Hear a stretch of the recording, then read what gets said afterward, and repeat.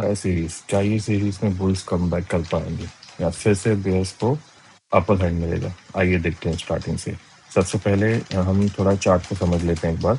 Nifty के chart में जाते हैं एक बार, जस्ट टू नो कि निफ्टी का स्ट्रक्चर क्या है। अगर आपको याद है, हमने डिस्कस किया था कि जब तक ये RSI 60 क्रॉस नहीं करता, इसमें स्ट्रेंथ थोड़ा डिफिकल्ट है। और अभी उसी ही लाइंस पे हम देखेंगे तो यहाँ पे हमारा छोटा सा रेंज बना हुआ है एक, जो लोअर साइड में है 23,800 और हायर साइड में है 24,200। तो इसी ही रेंज में हम अप डाउन कर रहे हैं। अच्छा मूव, वन साइडेड मूव कब आएगा? जब दो चीज़ें होंगी। एक तो यहाँ तो ये 28,800 का जो लोअर साइड है वो ब्रेक होगा, या तो फिर 24,200 ब्रेक करेंगे और सस्टेन करेंगे और यहाँ पे आ रहा है 60 के अबाव क्लोज करेगा। ये कंडीशन में हमारा थोड़ा अश्योरेंस हो जाएगा कि यहाँ पे अभी जो ट्रेंड है वो स्टार्ट हो सकता है। यहाँ पे एक बार अगर बैंक निफ्टी देखते हैं हम लोग, तो बैंक निफ्टी थोड़ा रिलेटिवली स्ट्रांग है कंपेयर टू निफ्टी। यहाँ पे एटलीस्ट एक रेंज जो ब्रेक हुआ था डाउनफॉल आने के बाद, वो अभी रेंज से हम बाहर हैं और रेंज पे ही सपोर्ट ले रहे हैं हम लोग बार बार। और इसका RSI अबाउट 60 ही है, which is a good sign. और इसमें डबल बॉटम भी बनाया हुआ है अबाउट 60। तो रिलेटिवली मेरे हिसाब से बैंक्स आर स्ट्रॉन्गर और इसे और निफ्टी सपोर्ट ले सकता है। बट निफ्टी का एक ही प्रॉब्लम है जहाँ पे IT। जब तक IT और निफ्टी थोड़ा IT अच्छा नहीं चलता, तब तक निफ्टी का थोड़ा चलना कैप हो सकता है। तो वो कैपिंग 24,200 पे है, तो वो कैप को हटाने के लिए बैंक निफ्टी को आउट परफॉर्म करना पड़ेगा, मे बी 60,000 क्रॉस करना पड़ेगा। एंड IT अगर फॉल करता है और उसको थोड़ा बहुत रिकवर करना पड़ेगा। तो ये दो चीज़ें हैं जो हमें ध्यान देनी है। एक बार हम यहाँ पे चेक कर लेते हैं कि हमारा डेटा क्या बोल रहा है। स्टार्ट ऑफ द सीरीज है अभी तो डेटा बनना बाकी है, बट थोड़ा जनरली हम समझ लेते हैं कि क्या चल रहा है अलॉन्ग विद दी स्टॉक में क्या हो रहा है। तो अभी के लिए PCR थोड़ा मिक्स्ड ही है, ऑल्दो पुट साइड पे थोड़ा राइटिंग अच्छी चल रही है।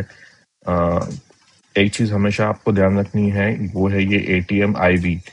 जिस दिन हमने ये कल मैंने ये इसको ट्वीट भी किया था और मैसेज भी किया था टेलीग्राम ग्रुप पे, कि जिस दिन IV ज़्यादा है और उसी दिन विक्स फॉल करता है, तो वहाँ पे आप ऑप्शन बाइंग में थोड़ा केयरफुल हो जाइए। आपके लिए फेवरेबल सिचुएशन कब रहती है कि जब IV भी ऑलरेडी कम है। जैसे आज अगर IV नॉर्मल है और अगर आज विक्स क्रैश होता है, तो आपको एक अपॉर्चुनिटी है ऑप्शन बाइंग में। या तो आपके ऑप्शन बाइंग तब बनेगी जब IVs भी हाई है और विक्स भी हाई है, दोनों सिचुएशन में। तो ये अगर आप थोड़ा फोकस करेंगे IV पे, तो आपका दो ऑप्शन बाय करने के बाद में भी जो नहीं चलता है वो फैक्टर आपका कम हो जाएगा। अब नीचे आते हैं, हम डिस्कस करेंगे जो टॉप गेनर स्टॉक्स हैं जो कल के डेट पे ओपन इंटरेस्ट इनका बिल्डअप ज़्यादा हुआ था, वो क्या आगे ट्रेड लेने के लिए कितने अच्छे सेटअप में है। तो हम टॉप पिक ही ले लेंगे, हम हीरो मोटोकॉर्प ले लेंगे, हम ब्रिटानिया डिस्कस करेंगे और विप्रो, क्योंकि इन तीनों में टॉप ओपन इंटरेस्ट था। तो और हम इस एग्जाम्पल से ये समझेंगे, इवन अगर इनमें ओपन इंटरेस्ट अच्छा है at the start of the series, जो पॉजिटिव साइन है, बट क्या ये आपके रिस्क रिवॉर्ड के सेटअप में फिट है कि नहीं है। बिकॉज अगर आपने वो चीज़ समझ ली, तो देन इट इज़ ईजी कि आप उसको एज अ ट्रेडिंग अपॉर्चुनिटी में कैसे यूज़ कर पाते हो ओपन इंटर। और अगर आपको उसको राइड करना है ऑल द वे, तो कैसे करना है, ठीक है। तो सबसे पहले हम स्टार्ट करते हैं ब्रिटानिया से, उसके बाद जाएंगे हम लोग विप्रो एंड हीरो मोटोकॉर्प पे। तो अगर ब्रिटानिया का स्टॉक देखूं मैं, ब्रिटानिया, तो अगर मैं ये देखूं, यहाँ पे अगर मुझे दिखता है कि ये कैंडल जो है बहुत ही अच्छी है, वेरी गुड, मतलब ये ऑलमोस्ट आपका रिवर्सल सेटअप ही है 3 कैंडल का। बट अगर मुझे यहाँ से ट्रेड करना है, तो मेरे लिए रूम क्या है, रूम ऑफ कि अपॉर्चुनिटी कितनी है यहाँ पे। तो वो समझने के लिए इम्पोर्टेंट है कि मैं एक बार इसकी ओपन इंटरेस्ट प्रोफाइल में जाऊं, जस्ट टू अंडरस्टैंड कि इसमें सपोर्ट और रेजिस्टेंस कहाँ बन रहा है। तो एक बार लोड होने का वेट करते हैं हम लोग ब्रिटानिया का इसका, जस्ट टू अंडरस्टैंड कि इसका पुट और कॉल वॉल कहाँ लोकेटेड है और कौन सा चीज़ फेवर में है। तो अब अभी हम देखेंगे तो पुट वॉल जो है हमारा, we are near the put wall support. इसका मतलब है कि यहाँ पे एक अच्छा सपोर्ट बना हुआ है, लेकिन इमीडिएट रेजिस्टेंस हमारा जो है 5300 है। जो अपना रेंज है बहुत ही लिमिटेड है। अगर आप वॉल माइग्रेशन में आके देखेंगे, तो हाईएस्ट कॉल जो है अपना ओपन इंटरेस्ट वो है 5700 का, और जो हाईएस्ट पुट है वो है 4800 का। तो हम एक्सट्रीम जोन में है। जो हमारे नियर बाय जोन है वो है 5200 और 5300।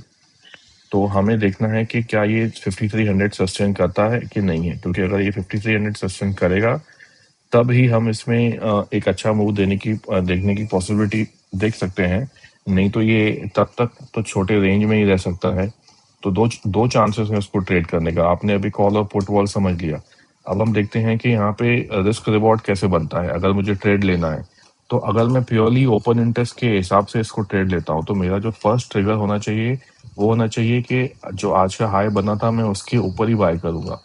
तो ये एक फर्स्ट आपका ट्रिगर होना चाहिए। कोई भी आपको एनालिसिस करने के बाद में अगर डिसीजन लेना है तो आपका हमेशा होना चाहिए कि आपने जो भी आपको ट्रेड करना है उसका रिस्क रिवॉर्ड आपके फेवर में है कि नहीं।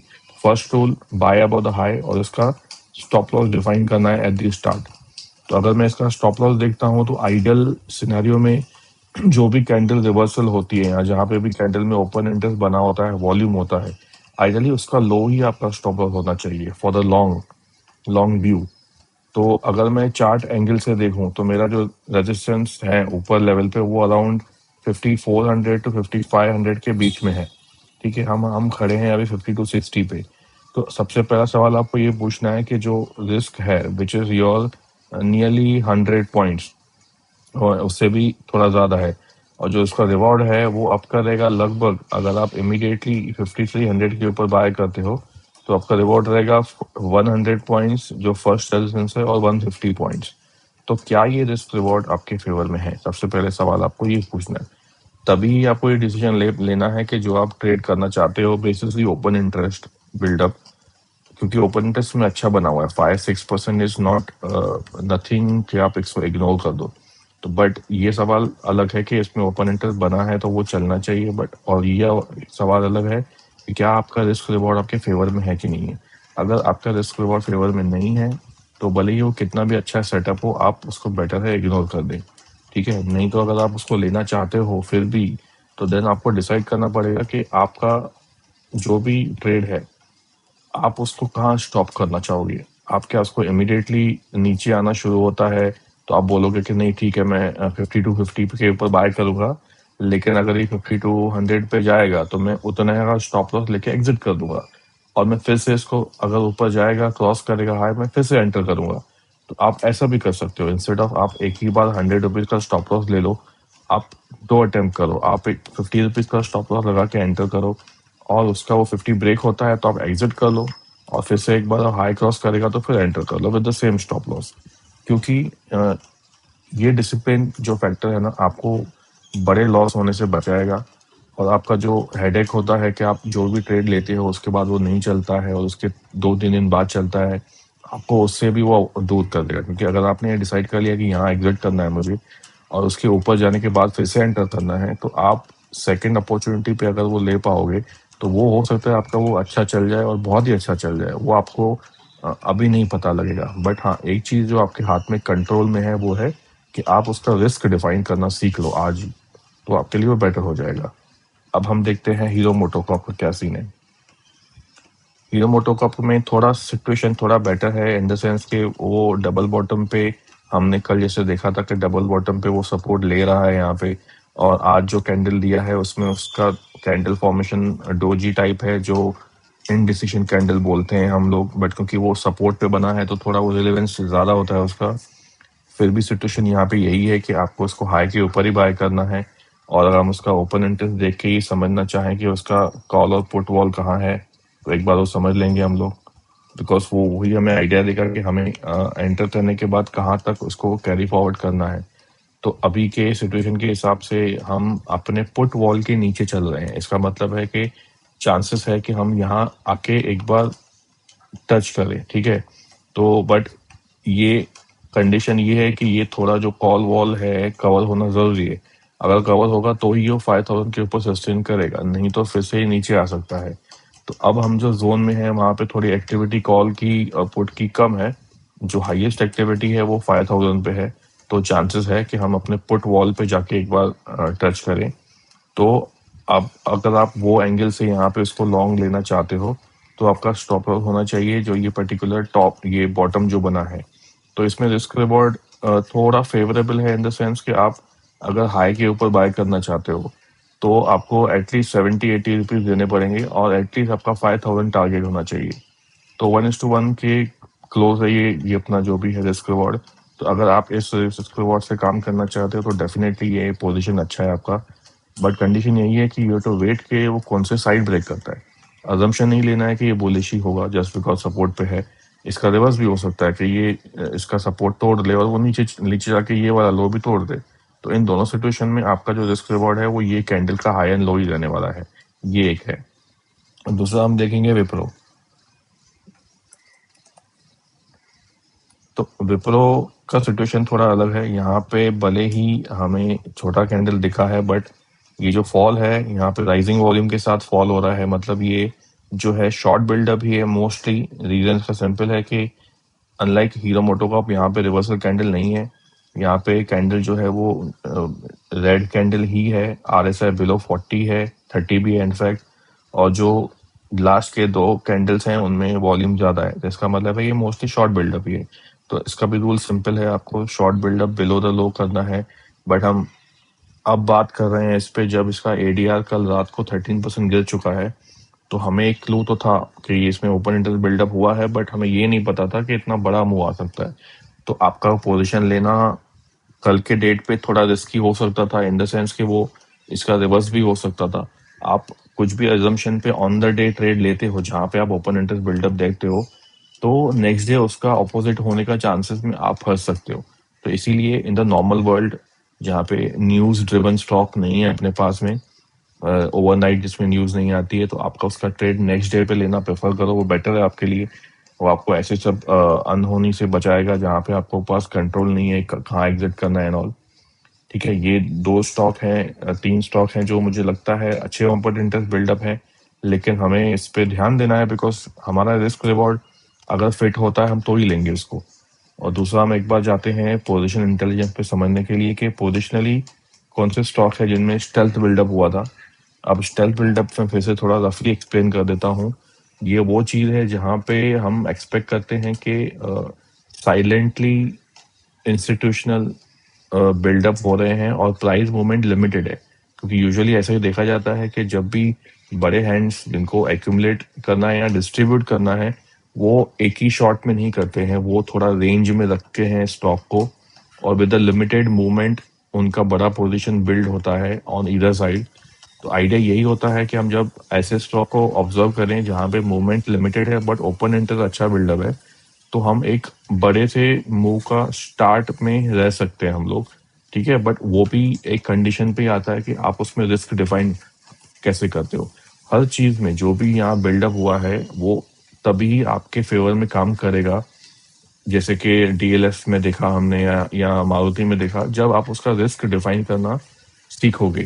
क्योंकि उस रिस्क डेफिनेशन में आप जब भी एक नीचे का मूव आता है या अगेंस्ट मूव आता है ना तो आप उसमें एटलीस्ट बच सकते हो और आप उसके नेक्स्ट डे फिर से वही चीज राइड कर सकते हो। बिकॉज वो होता है पॉसिबिलिटी, जैसे मारुति में हुआ था एक बड़ा सा ओपन इंटरेस्ट बिल्डअप होने के बाद में हमने देखा कि next day big red candle आया था।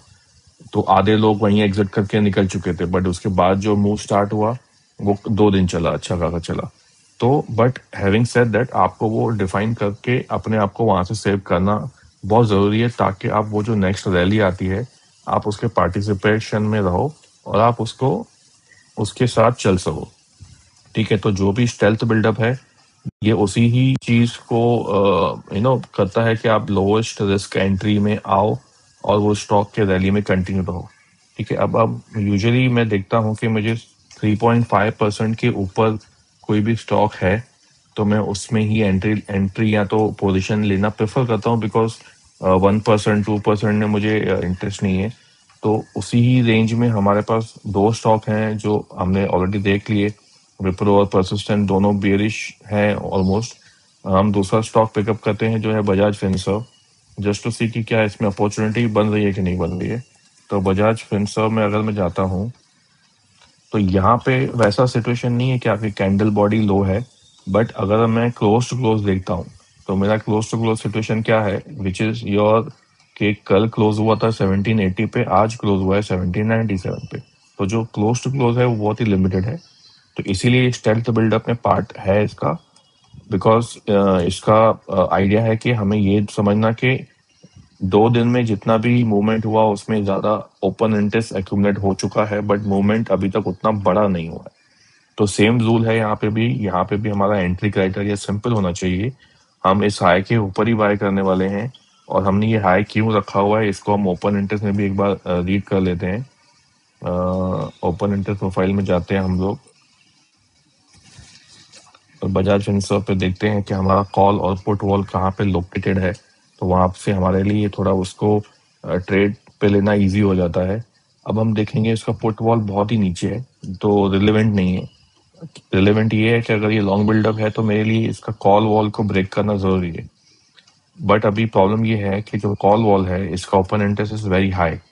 तो मेरा कंडीशन ये होना चाहिए कि अगर मैं इसमें लॉन्ग एंट्री करता हूँ, एक तो मैं 1800 के ऊपर जब वो सस्टेन करेगा मैं तब करूंगा, और मैं चाहता हूँ कि ये जो कॉल का जो ओपन इंटरेस्ट है ये थोड़ा कम हो जाए, एटलीस्ट बाय 30-40%, कि ये 2-3 लाख यहाँ से कम हो जाए और यहाँ पे उतना ही हो जाए। यानी ये 5-6 लैक्स अगर दिख जाएगा और ये मुझे 9 लैक्स तक दिख जाएगा तो थोड़ा रेशियो बेटर होगा।